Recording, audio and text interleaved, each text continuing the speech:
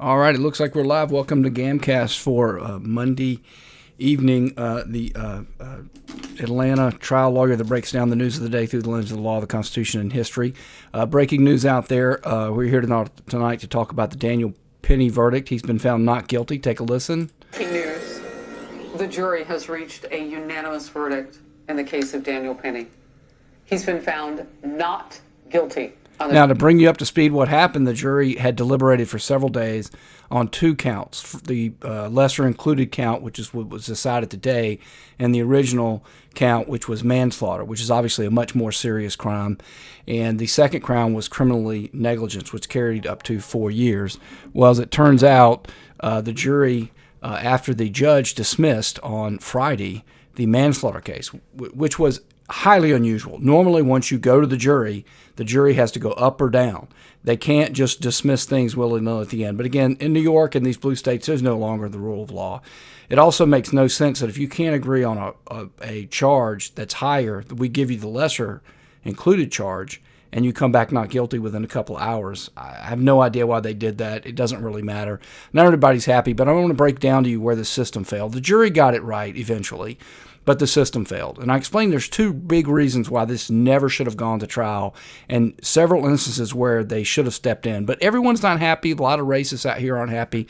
So here's the part of the BLM of Better New York. Here's her view of things. I'm the co-founder of Black Lives Matter Greater New York, and I'm a devout Christian. And in my Bible, thou shalt not kill. In the Torah, thou shalt not kill. That's just wrong. It's thou shalt not murder. If it were thou shalt not kill, there wouldn't be any killing. And there's plenty of killing in the Bible. This is just nonsense, propaganda.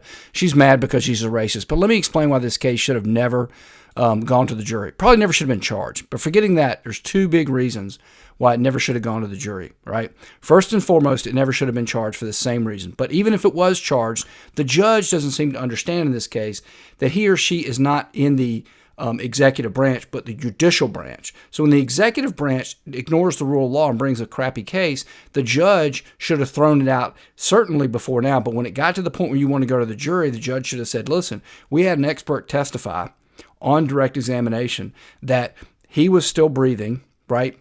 And it was his expert opinion that the pressure to the neck did not cause the death. Well, if that's the case, that's beyond a reasonable doubt. The judge should hit the gavel, dismiss the case, and say no reasonable jury could find beyond a reasonable doubt in that instance.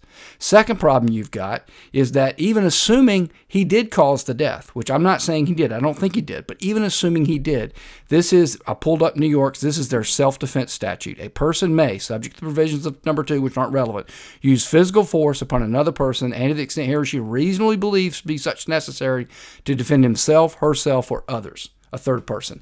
That's a very expansive self-defense doctrine. That is the majority rule. I'm a little surprised New York follows the majority rule. The minority rule is yourself and your family. So adding third people in there is a little bit broad. But that's another reason that the jury could easily have found not guilty, and the judge should have said, even assuming you caused the death, I think in this particular scenario, what I see here is he had a reasonable belief that he was in danger, others were in danger. That should have been another reason to dismiss the case, right? It didn't happen. Why didn't it happen? Because I don't know. They're racist. They're corrupt. Who knows? Anyway, if you enjoyed this content, please like, comment, share, and subscribe. And if you do, you will see me on the next one.